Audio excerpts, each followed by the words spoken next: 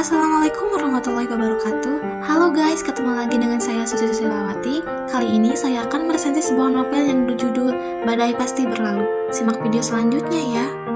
Buku ini berjudul Badai Pasti Berlalu, pengarang oleh Margate, negara Indonesia, bahasa Indonesia, genre novel dewasa, penerbit oleh Gramedia, tanggal terbit 1974.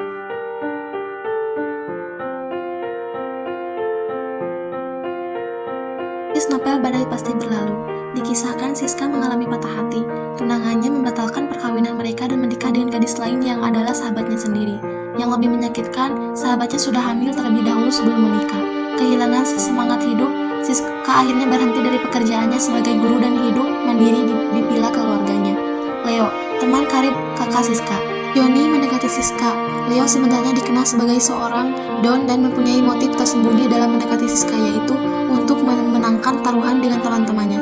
Jika Leo berhasil mendekati Siska yang dikenal sebagai Gunung Es, maka Leo akan mendapatkan sejumlah uang.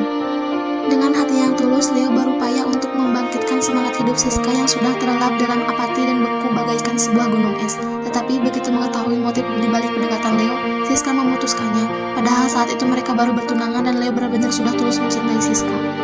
Di saat hati Siska goyah, muncullah Helmi, seorang pianis pegawai klub malam yang dikelola oleh ayah Siska. Helmi adalah seorang pemuda yang lincah, perayu, dan licik.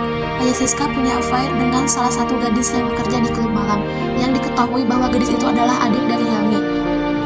Affair dari ayahnya itu dijadikan senjata oleh Helmi untuk memaksa Siska menikah dengannya, dengan cara mengancam akan memberitahu ibu Siska yang berpenyakit jantung tentang affair itu. Akhirnya Siska setuju untuk menikah dengan Helmi, walaupun tidak disetujui keluarganya karena perbedaan keyakinan dan status sosial. Terutama ibu Siska sangat sedih dengan pernikahan itu karena pernikahan mereka bukan dilakukan secara sakramen, lantaran mempelai pria dan wanita berbeda agama. Singkat cerita, Siska hidup menderita karena Helmi tetap dengan kebiasaannya dulu semasa masih kerja di klub malam. Sering berselingkuh dengan wanita-wanita yang lebih tua, sering berpesta pora dengan suara berisik di rumah. Siska juga diam-diam masih mencintai Leo yang sementara itu sudah lulus kuliah dan menjadi dokter. Lalu Siska mengetahui bahwa sebenarnya ibunya sudah tahu kalau ayahnya berselingkuh dan sudah memaafkannya. Tetapi sudah terlambat untuk bercerai dari Helmi karena saat itu Siska sedang hamil. Suatu hari Leo bertemu dengan Siska yang sedang hamil tua. Pertemuan itu melukai hati keduanya. Siska melahirkan anak laki-laki yang tampan.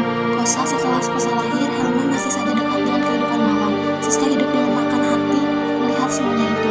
Namun ia masih punya pelarian. Kosa yang disayangi kehadirannya sempat ia sesali. Kosa tumbuh menjadi balita yang sehat dan periang. Akan tetapi, suatu ketika Kosa demam. Siska mengobatinya dengan cara biasa sebelum akhirnya ia sadar kalau keadaan Kosa tidak membaik. Saat Kosa dilahirkan ke rumah sakit, semuanya sudah terlambat. Kosa meninggal saat itu Helmi sedang di luar negeri.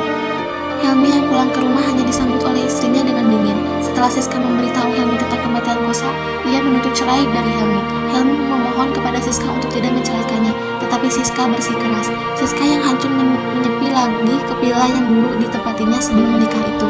Di sana, diabetesnya kambuh lagi. Saat itulah Leo kebetulan datang dan mengobatinya. Akhirnya semua kesalahpahaman terselesaikan, Siska dan Leo bersatu kembali.